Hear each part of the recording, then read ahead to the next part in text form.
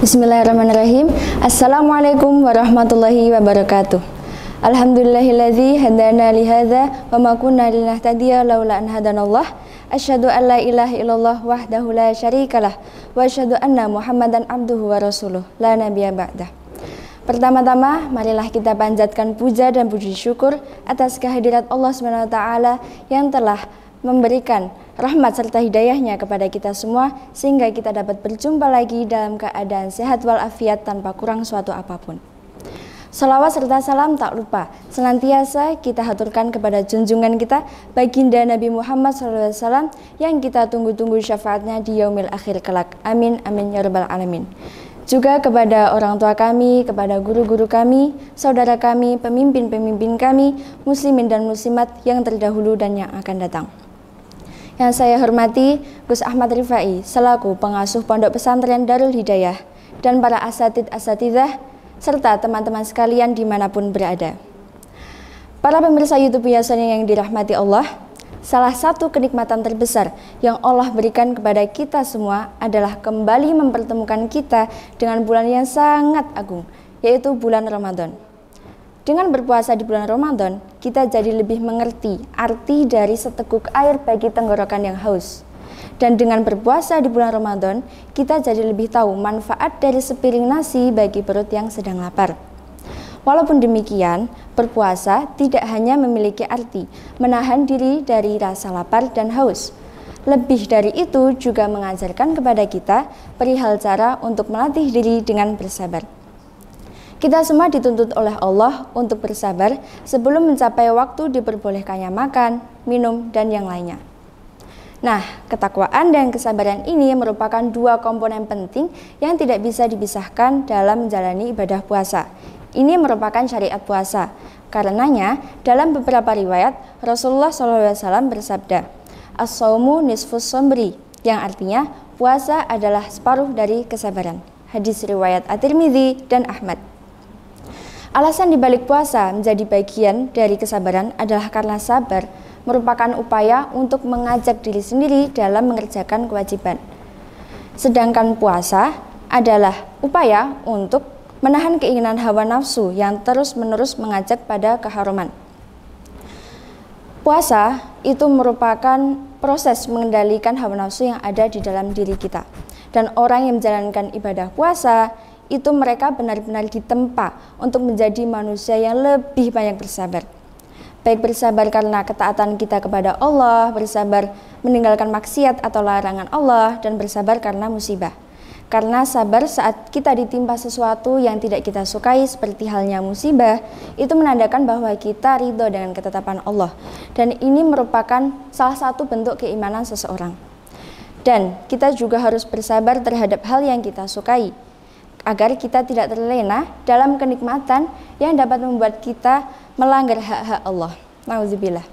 Sabar yang seperti ini termasuk ke dalam ujian yang berat, karena banyak orang yang terjatuh dalam kufur nikmat akibat tidak adanya kesabaran dalam menahan diri. Saya tadi menjelaskan bahwa puasa itu merupakan proses mengendalikan diri, proses mengendalikan hawa nafsu yang ada dalam diri kita. Ketika seseorang berpuasa, dia itu sebenarnya bersabar untuk sesuatu yang menyenangkan dan mengenakan, seperti makan, minum. Contoh, ini udah sore nih, udah jam 5:45 dan buka puasanya masih jam 5:55 misalnya.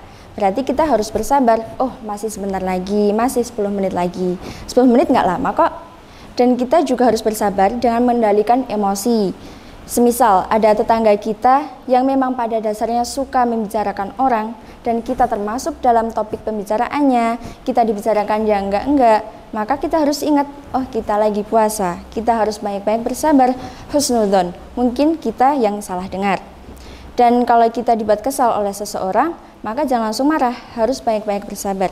La taghdab walakal jannah, janganlah marah maka bagimu surga. Dan sabarnya orang yang berpuasa ini merupakan kesabaran yang paling tinggi karena memang benar-benar seluruh jiwa raga kita diperuntukkan hanya kepada Allah Subhanahu wa taala.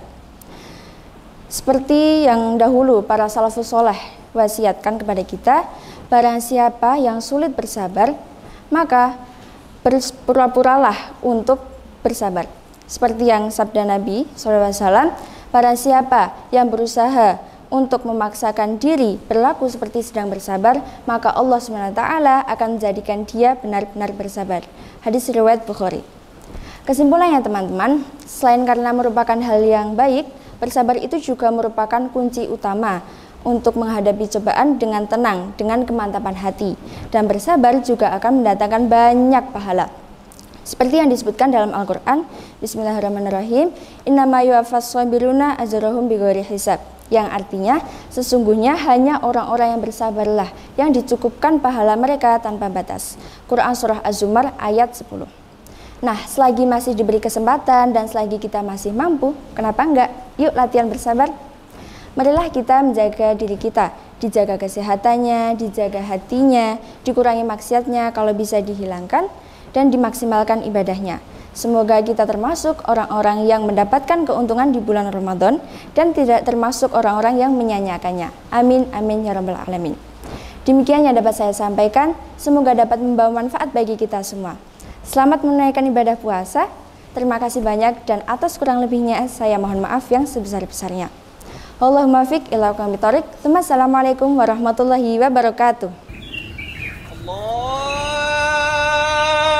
Alhamdulillah, udah azan tuh. Bismillahirrahmanirrahim.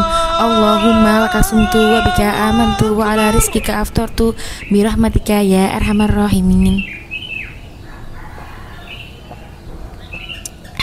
Seger. Loh, kok sudah buka puasa? Kan belum waktunya. Di HP ku kan udah ada bunyi adzan, jadi aman dong. Ngawur, adzan di HP kan bukan jadi patokan. Makanya belajar fikih puasa di buku panduan lengkap fikih puasa karya Gus Ahmad Rifai. Di sini diterangkan bahwa adzan di masjid, TV dan radio ini sebenarnya bukan jadi patokan. Buku ini hadir dengan sistematis, lengkap dan dilengkapi sumber rujukan dari kitab-kitab fikih alam madhab Imam Syafi'i. Mulai dari syarat wajib puasa sampai tanya jawab seputar puasa ada di buku ini. Buku ini tersedia di distro Darul Hidayah. Buruan Ji. Oke, OTW order.